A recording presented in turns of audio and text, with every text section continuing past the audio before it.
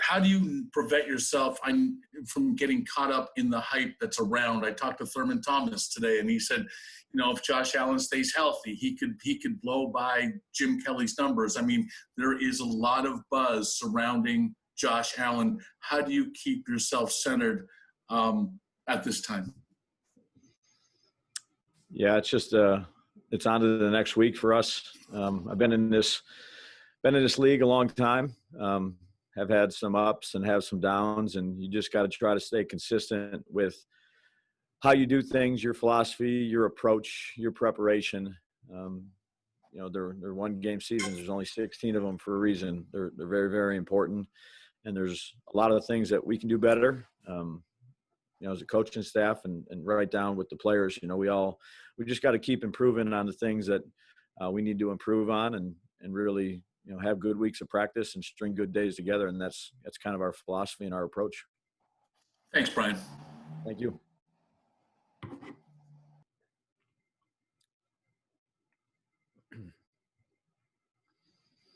Hey, Brian, how are you? Hey, good. How you doing? Good. Josh has made it through 3 games a huge leap in his accuracy from 52 as a rookie to 59 last year to 71 this year. I'm just curious, is it mechanical with him? Has he cleaned that part of it, or is it just part of just the experience and getting games under his belt? Yeah, I think all of the above. Mike, he's made improvements since he's been here. Completion percentage is one thing, accuracy is another thing. It takes the ball to be delivered in the right spot. It also takes the receivers to make plays on it, or the tight ends and the backs. And he's continually trying to improve, whether it's his base or his pitch, his delivery. But I think also understanding what we need out of him offensively. I think he has a good grasp of what we do. We try to tailor things to his strengths the best we can as a coaching staff. But it's, he's got other pieces around him too that are helping that. It's a group effort. Thanks, Brian. You're welcome. Thank you. Hey, Brian, it's Kim Jones from NFL Network. How are you? Good, Kim. How are you? I'm good. I made a note to myself. Yesterday in the first half, you had a possession, mostly Yeldon, Gabriel Davis, Cole Beasley, and Tyler Kroft. And you're nodding. I'm just wondering, I called that a Daboll flex because it felt like, you could put him out there and still get a touchdown, and you did. But what was your motivation to have a lot of star power on the sideline for that possession? Yeah, I think the guys that we put out there, Kim, are guys we have confidence in, and it's important to try to utilize all the guys that you have up on game day. You only get so many spots, and we certainly have confidence in the guys that are in those spots. And again, Josh's job is to find the right guy to throw to and throw to the open guy, regardless of what name's on the back of the jersey or the number that they're wearing. And that's kind of our philosophy offensively is, get everybody involved. And make sure the quarterback is trying to, do his job and give it to the right guy. If I may follow briefly on Gabriel Davis, he caught my eye in August when I was at training camp. You and I both could list some rookie receivers in this league who are very much still acclimating. He seems to have acclimated. What is it about Davis? He's smart. He's very intelligent, not just, he's book smart, but he's also very football savvy for a young player. He understands the game. He understands leverage and angles and stems.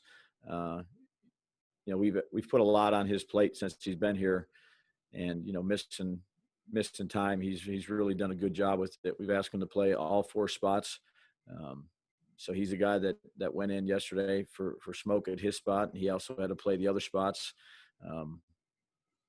It was actually a spot we moved him there to on the last play.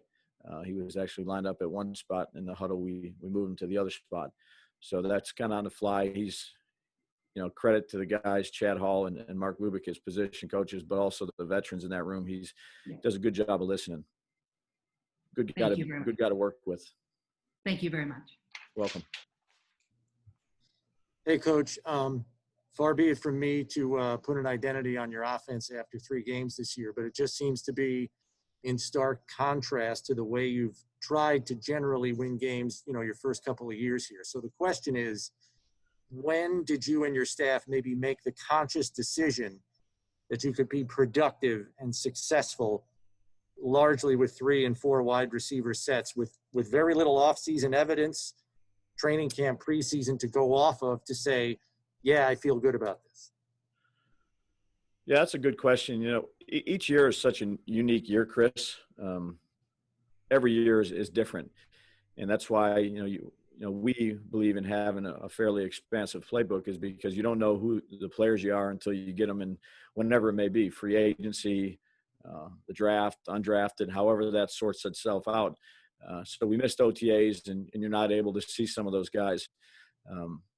So in training camp, when you're out there, your job as a coach is to figure out who you want on the field, and then tailor that to the guys that you have.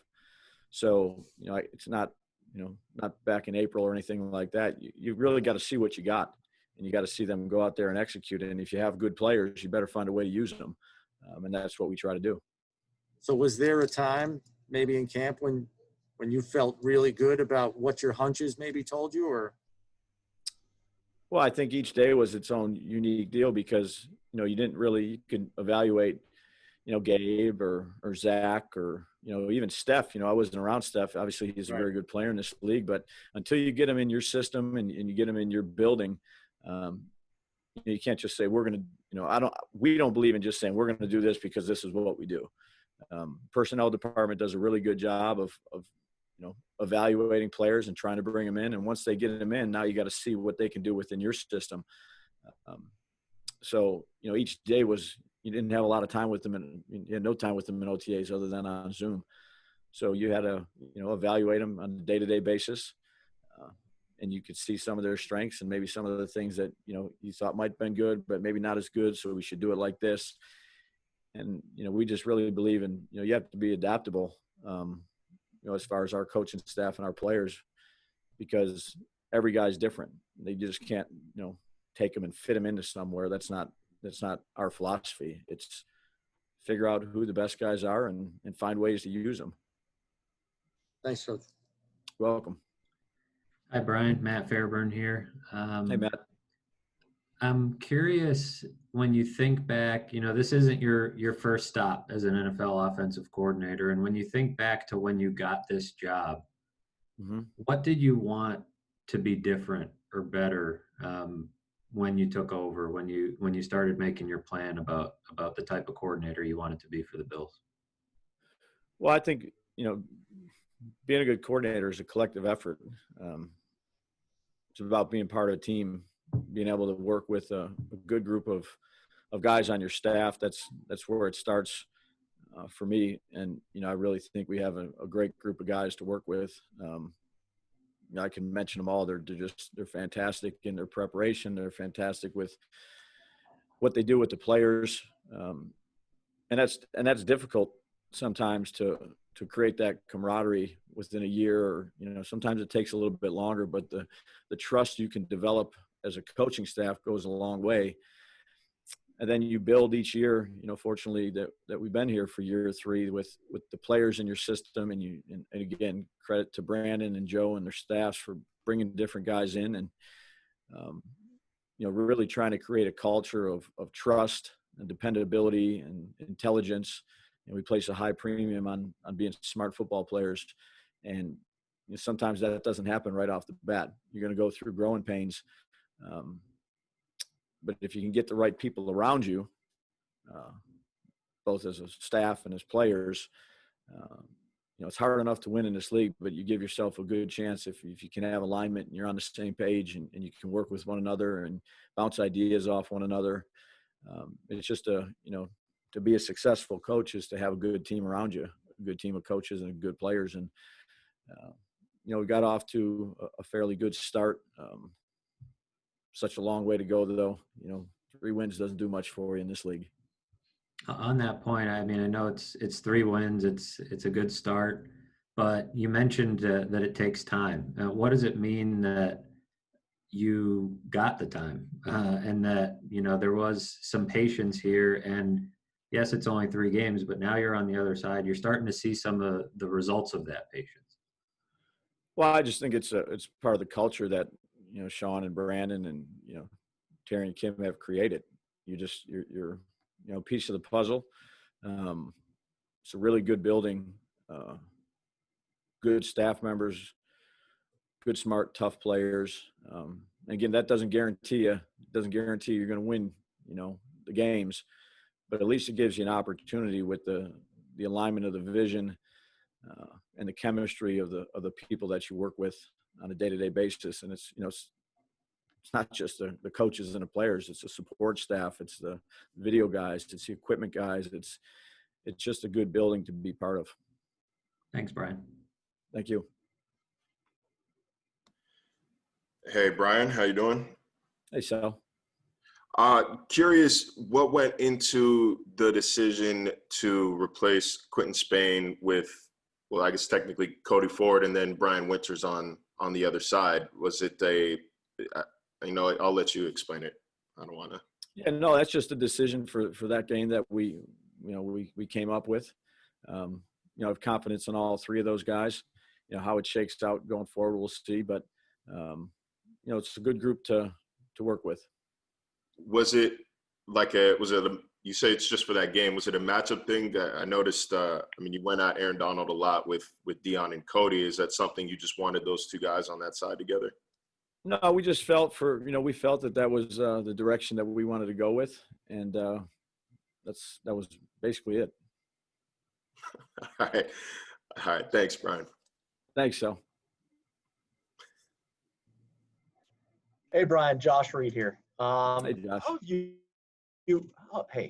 have you seen Josh Allen's demeanor change during those fourth quarter drives from the first time that he did one back in his rookie year? Have you just kind of obviously he's an intense competitor, but have you seen him just kind of the way he verbally communicates maybe even slow down a little bit?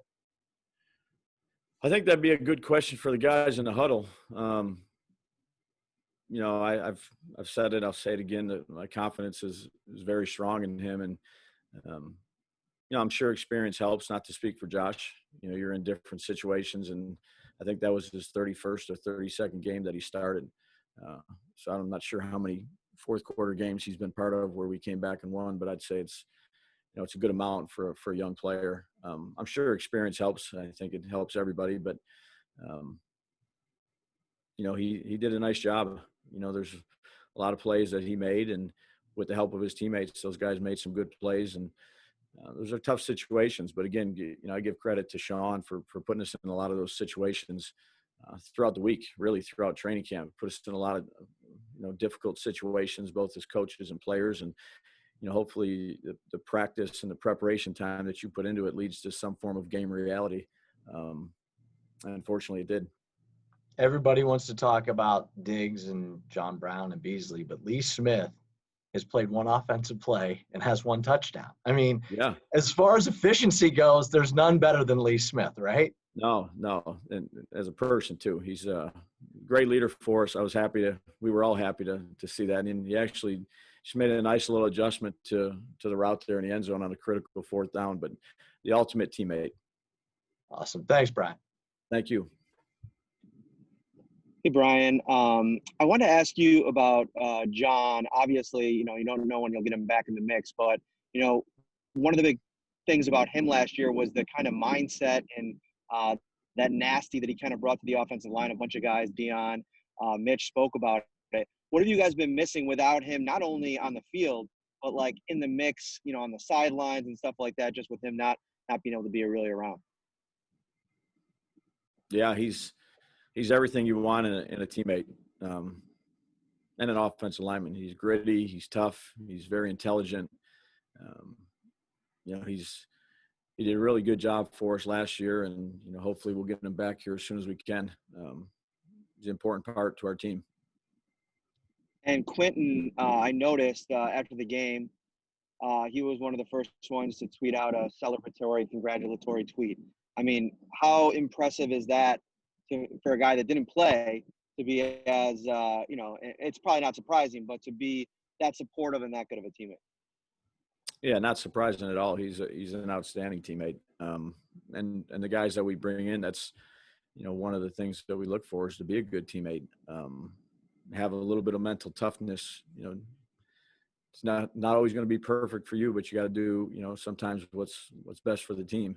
And Q is that. Q's got a lot of energy. I know he's very supportive of the guys. Just another good guy to work with. Very appreciative of him, and really how he handles things. Thanks, Brian. Thank you. Hey, Coach. Stan Fates in Rochester. You have won 5 Super Bowls. You've won a national championship. After maybe when you woke up this morning and you got to, kind of take a deep breath, have you ever been in a game that wild that maybe had that many swings? Micah Hyde said it was probably at the top of his list for craziest games that he's ever been a part of. Yeah, I have. You do it long enough, you have. I was part of a team that was down 28-3 in one of those Super Bowls. We were down 13-0 at halftime in the national championship. These games usually come down to 1 or 2 plays. There's good teams in this league, and no lead is safe. Good coaches, good players, and it's a game of momentum swings a lot of times. Unfortunately, we were able to get it back there right at the end, but it's such a challenging league. I'll give a lot of credit to the team we just played, the Rams. I thought they were really, really good. I mean, it was a handful, and you just knew they were going to have some plays, and things were going pretty well. I think we scored 5 consecutive drives or something like that, and then you're not going to score on every drive. You're going to have to face some type of adversity. But that was your heart was pounding a little bit, no question about it. You talk about those games you've been a part of. Those are some special quarterbacks that you've gotten to be a part of. To see to be a part, have that lead, to lose it, but then to be able to make those plays at the end. That's got to take that's special to see a third-year quarterback do that, right? Yeah, but you got to have 10 other guys to be able to do it too. And look, you guys know how I feel about Josh, but everybody's got to get their minds right when things are not going perfectly. It's a full 60-minute game of you got to only be a relentless competitor and just keep on playing. And some of those plays that those guys made, and it's not just the throw and the catch. It's credit the line too. They had to block a pretty good front with one of the best guys I've seen play. He's unreal. And to do it with whatever was 4 minutes left and have to go on there and overcome a 3rd and 22 and a 3rd and 25. It takes everybody to be able to do that. It's not easy. Thanks, Coach. Thank you. Hi, Brian. This is Jordan LaBarbera with BuffaloBills.com. There's been a lot written about Josh, obviously working with Jordan Palmer over the years, and reaching out to Tony Romo. I guess I'm just wondering how unique his appetite and willingness to improve is. Oh, he's a competitor. He's been like that since we met with him out in Wyoming. You got a sense of what kind of person he was. He's a competitor. He wants to improve, and he understands that there's always room for growth and improvement, and you just appreciate about a young player that is just tries to get better every day. He's a fun guy to coach. He'll be the first one to tell you he's got a long way to go, as we all do. But he's a pleasure to be around.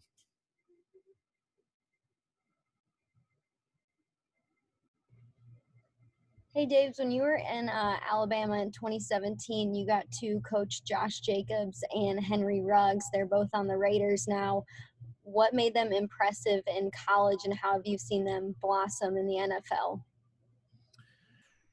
Well, I just speak to them as people. They're obviously on the other side of the ball, but they're just good young men.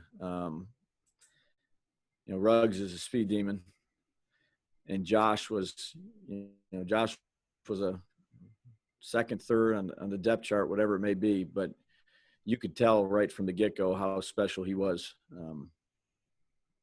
Great teammate, great balance, vision, powerful, fast, has good hands, understood the passing game.